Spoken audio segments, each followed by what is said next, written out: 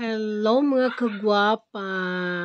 Ayan, nagpapaganda ako.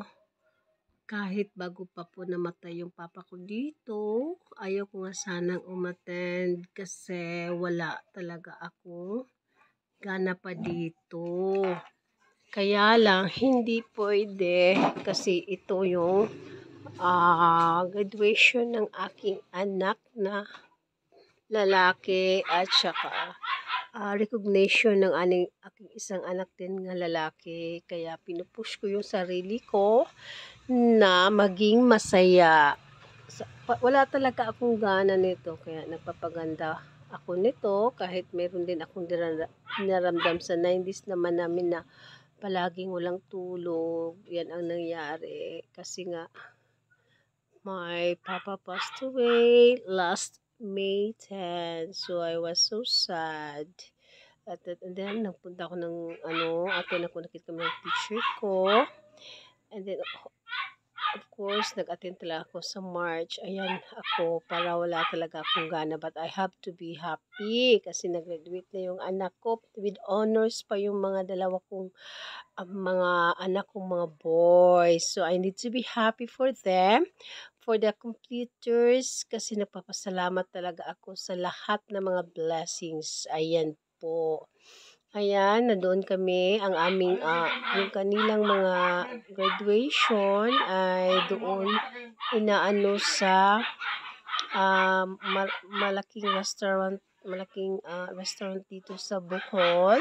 Ayun yung mga teachers nila. Doon kami sa isang table na yun, naka-assign na umupo.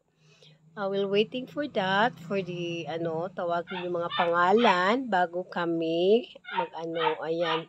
Ako ay may voice ako nito. Nagpapasalamat po din ako sa mga taong nagsuporta sa akin during my lowest times. Kaya ako ay nagpapasalamat sa lahat ng mga tao.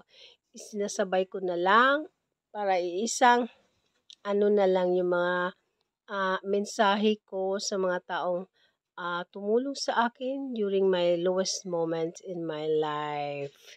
Kaya yan, tuloy-tuloy na ang graduation. Hindi mo ako mapatawa nito. Hindi ako marunong tumawa. Hindi ko alam kung bakit.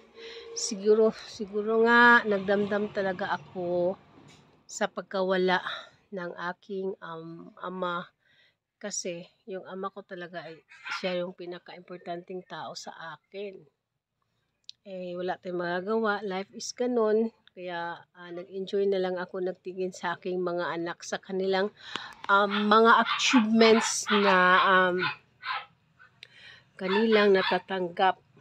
Despite from this, talagang nagpapasalamat ako sa Panginoon sa kanilang natanggap na mga awards ng gabing yon. So, congratulations to my two sons. It's been I'm so happy and I'm so proud to be their mom as well. Kaya yun ang mga ganap ng graduation nila.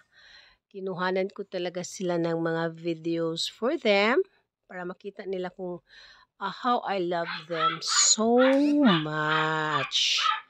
Ayan po, tinatawag na yung may mga ako dapat ang speaker nito in behalf sa parent pero hindi ko pa kaya. Ayan. Kumakanta na ng graduation song yung class ng aking mga anak, class 2022-2023. Ayan, ang gulo-gulo ng mga bata. Ang saya-saya nila yung mga kinder na yan. So, kasi isang lang yun isang party lang yun. Sinasabay na yung recognition at tsaka yung graduation nila. Ayan, kaya ang dami ding kita nyo, ang daming mga bata. So, I'm so proud. And I'm also thankful to all the teachers, the faculties, and all the principals, and also the owners of the school, that all of the graduates are, and I'm proud of them because they did it for this, for their, for better, for better, and glory be to God. Ayan. Ang ganda ng mga nila, graduation song nila. Hindi ko lang pinaano kasi baka maano tayo. At ayan po, at ako po ay nagpapasalamat sa taas sa aking biyaya na natatanggap despite po sa mga trials na binigay sa akin ni Lord. Then I was so thankful that all the teachers who are good time to our children ay binigyan sila ng importante sa part sa graduation na yun kasi sila talaga yung nakatulong sa atin na mga magulang na sa ating mga anak as well. So ayan na, may mga bulaklak na natanggap sila, yung anak ko, ito yung anak ko. I hug him tight, and also my mom is there.